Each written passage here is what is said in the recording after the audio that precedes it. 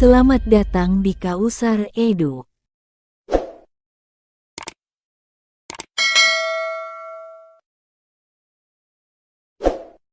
Kali ini kita akan membahas tentang mekanisme gerak otot.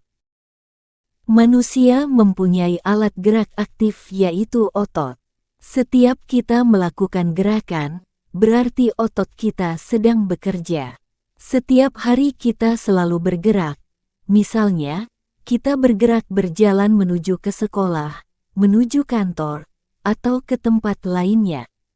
Setiap gerakan tersebut terjadi kontraksi otot sebagai cara otot untuk menggerakkan tubuh kita. Berikut adalah mekanisme gerak otot. Otot rangka terdiri dari kumpulan sel berbentuk silindris panjang dan mempunyai nukleus.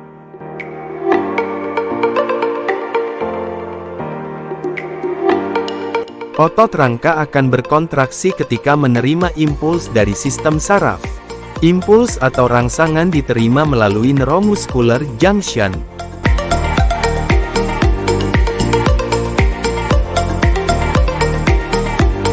Serat otot terdiri dari kumpulan miofibril.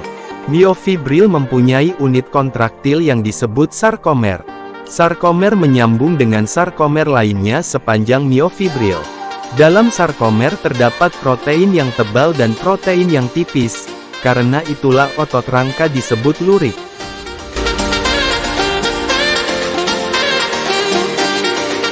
Protein yang tebal disebut miosin, dan bagian tengah yang membagi sarkomer disebut garis M, filamen tipis disebut aktin, daerah yang membaginya disebut garis Z. Karena adanya aktin dan miosin, sarkomer dapat memendek di kedua sisinya. Walaupun gerakan kedua filamen sering digambarkan bergeser, sebenarnya miosin benar-benar menarik filamen aktin sepanjang-panjangnya. Cross bridge atau jembatan aktomiosin menjadi penghubung antara aktin dan miosin, dan memungkinkan miosin untuk menarik aktin.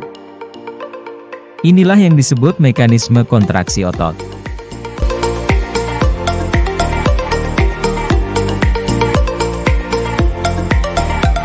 Kontraksi otot dimulai saat ATP dirombak menjadi ADP dan fosfat. Hal ini menyebabkan kepala miosin dapat menempel dengan aktin dan membentuk jembatan aktomiosin.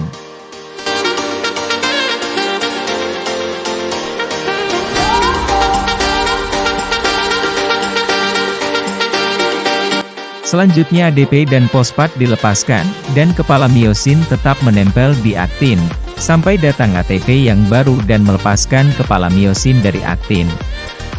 Kepala miosin akan menempel kembali ke aktin saat terjadi perombakan ATP. Proses ini terjadi terus secara berulang ketika otot sedang bekerja. Kontraksi otot diatur melalui ion kalsium dari sarkoplasma yang masuk dan menempel di troponin.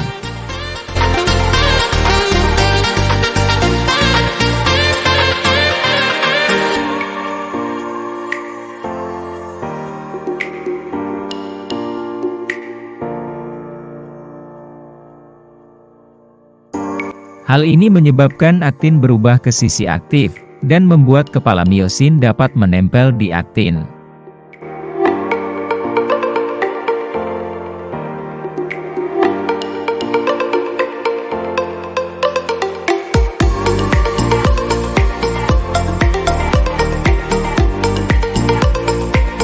Datangnya impuls dari sistem saraf mengakibatkan pelepasan asetilkolin. Lepasnya asetilkolin membuat perubahan muatan ion dalam sel dari negatif menjadi positif, dan menyebabkan pelepasan ion kalsium dari sarkoplasma. Ion kalsium kemudian menuju troponin pada aktin, yang dapat memicu kontraksi otot.